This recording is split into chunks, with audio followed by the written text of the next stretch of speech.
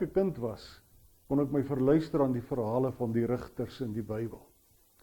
Nou daar's 'n hele Bybelboek in die Ou Testament met die naam Rigters. En op 'n stadium was hierdie boek in die Ou Testament my gunsteling Bybelboek om te lees.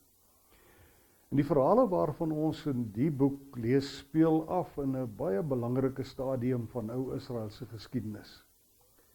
Die boek Rigters begin op dieselfde noot waarmee die boek Josua eindig.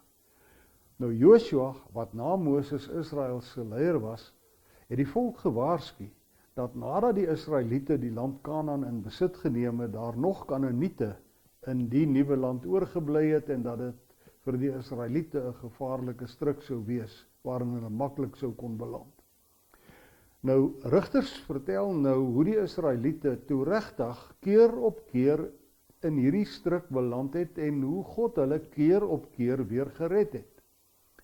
En so kry ons in die boek Rigters dan die verhaal van Israel wat telkens ontrou aan die Here word en God wat hulle dan straf vir hulle ongehoorsaamheid deur 'n vyand teen hulle te stuur.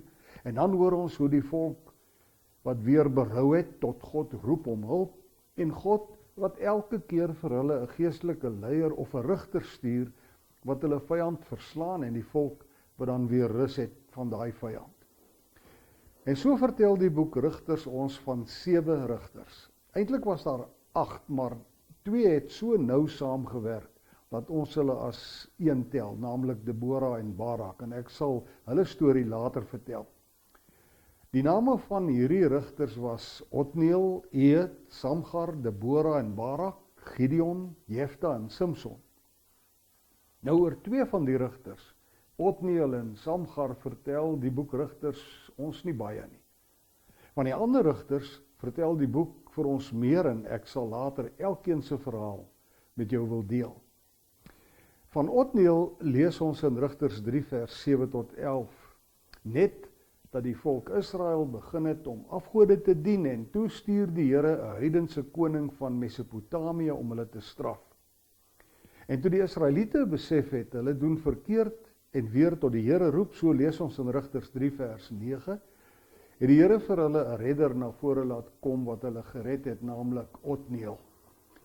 Otniel het toe teen die heidense koning oorlog gemaak en hom verslaan en daarna was daar vir 40 jaar vrede in die land tot aan die einde van Otniel se lewe. Van Samgar lees ons net 1 vers, naamlik Rigters 3 vers 31. Hy het na Ehud, wie se verhaal ek volgende keer sal vertel, op die toneel gekom en al wat ons van hom lees is, na Ehud het Samgar, seun van Anak, opgetree en daar word van hom gesê hy het 600 Filistyne met 'n osdrywerstok verslaan. En elke keer as Israel verlos is van hulle vyand, het hulle vir 'n rukkie gehoorsaam gebly aan die Here, maar dan was hulle maar weer ongehoorsaam en ontrou aan die Here. So die boodskap van die boek Rigters gaan oor die vraag of Israel getrou sou bly aan die belofte wat hulle by Sichem afgelê het. Ons het mos van daai belofte van die volk by Sichem vertel in Josua se verhaal. Nou Rigters vra, sou Israel werklik deur hulle ongehoorsaamheid die weg word waardeur God homself aan die wêreld bekend kon maak? Sou hulle werklik as nageslag van Abraham tot 'n seën vir die hele wêreld kon word? En die antwoord is elke keer ongelukkig nee. Maar dan is die boodskap van Rigters verder.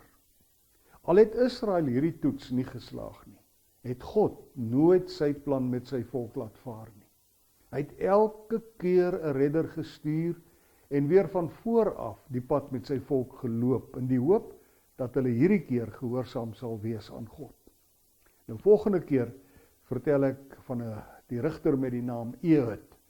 Dis so 'n mooi verhaal en jy kan so lank van hom gaan lees in die boek Rigters, hoofstuk 3 van vers 12 af. Ons sien volgende keer weer.